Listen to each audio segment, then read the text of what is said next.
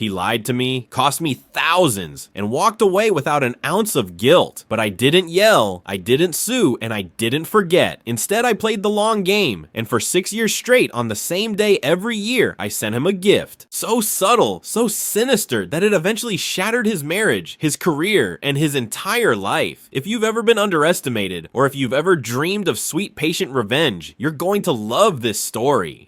Make sure to hit subscribe, drop a like, and tell me in the comments what you would have done, because today, justice isn't just served, it's gift wrapped with flowers. 7 years ago, I finally reached a milestone I had been working toward for over a decade. 10 years of saving, budgeting, sacrificing luxuries, and working extra shifts had finally paid off. I was able to buy my own home, not a rental, not a temporary arrangement, a place that was truly mine. It was supposed to be one of the happiest moments of my life. I wasn't wealthy. I wasn't partnered up with someone to share the costs. It was just me, one person with a mortgage, trying to carve out a little corner of the world to call home.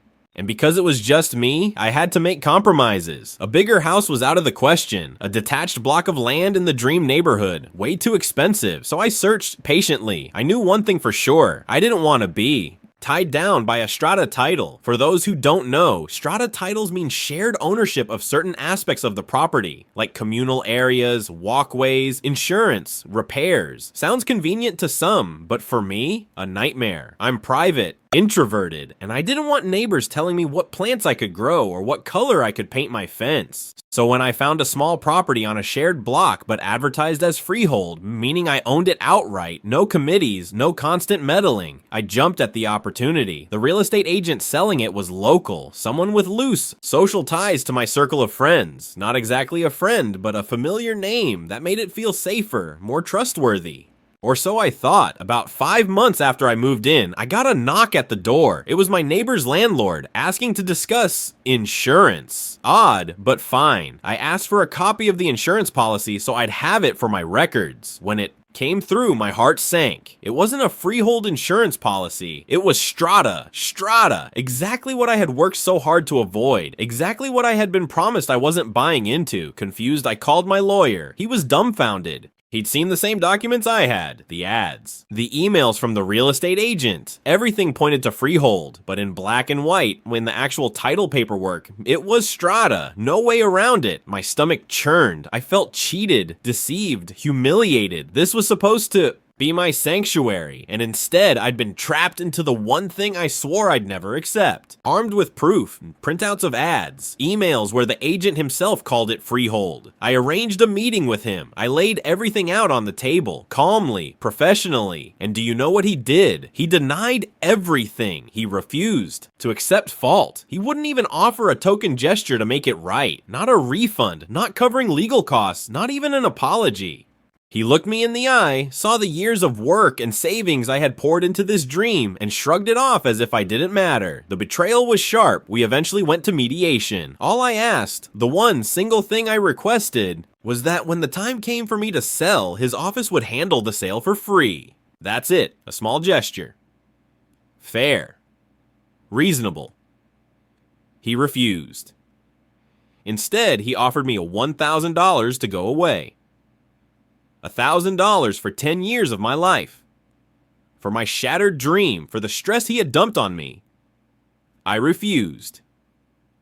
The mediator told me I could sue. I had a case, but at the time my health was fragile, and the thought of a long, draining legal battle felt impossible. So I walked away, but I didn't forget. Some people explode in anger, some scream or break things or fire off threats. That's not me. I'm patient. I don't need to win today. I don't need to win tomorrow. I just need to win eventually. And oh, I had an idea. I did a little digging. His Facebook wasn't private. I scrolled through photos, saw a recent Boys on Tour trip he'd taken overseas, maybe 5 or 6 months after I bought the property. I also found his home address through a business registration search. And that's when the seeds of revenge started to sprout. On the 1-year anniversary of the house purchase, the day everything changed for me, I sent him flowers, a beautiful bouquet with a handwritten note. Dear real estate agent, remembering you on this, our special day. She has your eyes. Love, L. Cryptic, romantic, suspicious, the kind of note that could keep a man awake at night.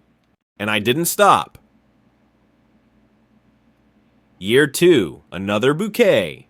different flowers, slightly different note. Year 3. Same day, another delivery. Year 4, 5, 6. Without fail, the ritual continued. Always signed, Love, L. Sometimes I added a postcard sent from that same country he had gone to on his boys' trip. Sometimes it was just a letter with that same unsettling signature. Every year, like clockwork, a phantom lover, a shadow from his past, a ghost that wouldn't leave him alone. And I knew, sooner or later, the seeds I had planted would bloom. 3 weeks ago, I finally heard the news. Through friends of friends, I learned that he had gotten divorced. His wife had left him. He lost his home. His career as a real estate agent?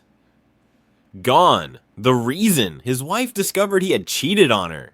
Apparently for years, he had been receiving these mysterious gifts. The flowers, the notes, the postcards. Same day, every year. And eventually, she put the pieces together. The anniversary lined up perfectly with the time he had supposedly been faithful, but had actually returned from a trip with an STD he gave her.